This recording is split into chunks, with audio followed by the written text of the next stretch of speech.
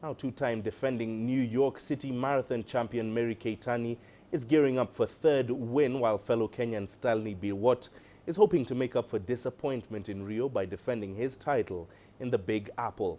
Both Biwott and Keitany are chasing a repeat victory, which would ensure Kenya a fourth consecutive sweep of the New York titles.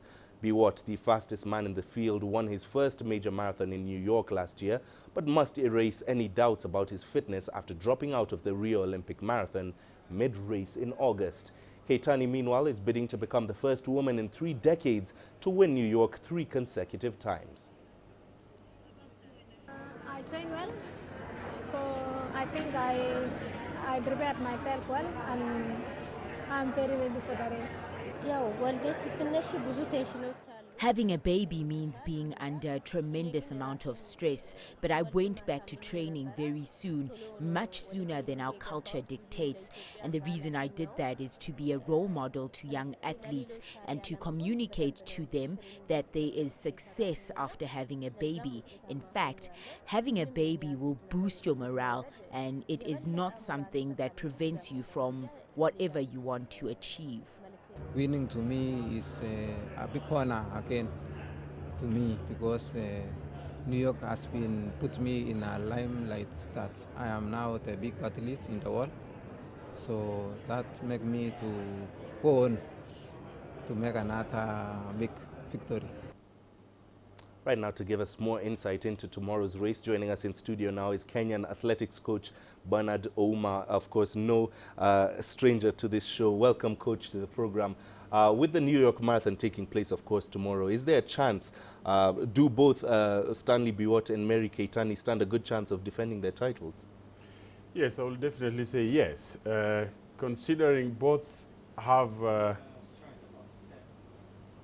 issues to settle. Remember, Biwott dropped out of the Olympics. He had to prove to the Kenyans that it was not a wrong choice.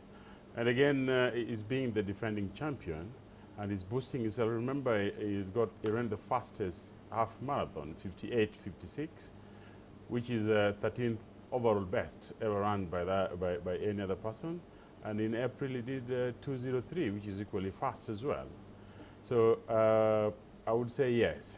And considering I had a chat with him, he said he's well prepared for the same race. So definitely he's going to give other competitors a run for his money.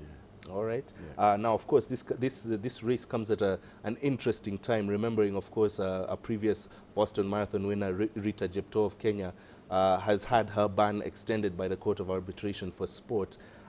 What does this recent verdict about Rita Jeptoo say about doping in sport, not only for marathon, but also for Kenyan athletes as well?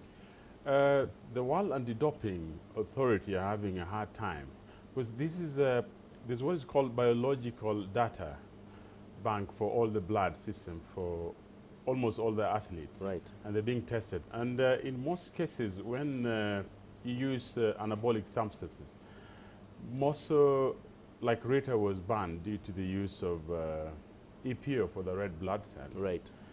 2 years, according to the doctor, is not enough. You still have an advantage over the rest.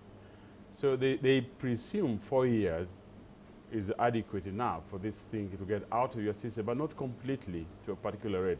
It's a very challenging area for them, and the sanctions might vary from time to time. Because scientifically, you find the doping, some athletes are very smart. They're working with doctors, not Kenyans. This is according to my research as well. We'll take your word for it, yes. We had recently with a doctor from IAAF.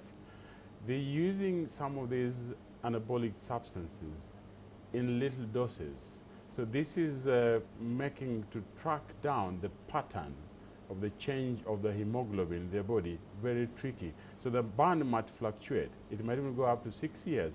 Some people are proposing a life ban for the same. Indeed. Which I do as well, propose a life ban. All right. So because you've got an added advantage over the rest for so long time. Yeah. So it's probably something that time will tell as we go forward. And finally, of course, the new athletic season is kicking off today. We have the final New York Marathon taking place tomorrow. This all culminates at the World Championships in London next year. What are your predictions? What do you see happening in terms of Kenyan athletics going forward? leave alone the World Championship only, we have the World Cross Country Right. going to be held in Uganda, Kampala, next year. So you'll see seasonal elite athletes taking part. And today, we had a number of them, like the silver medalists in 5,000 meters.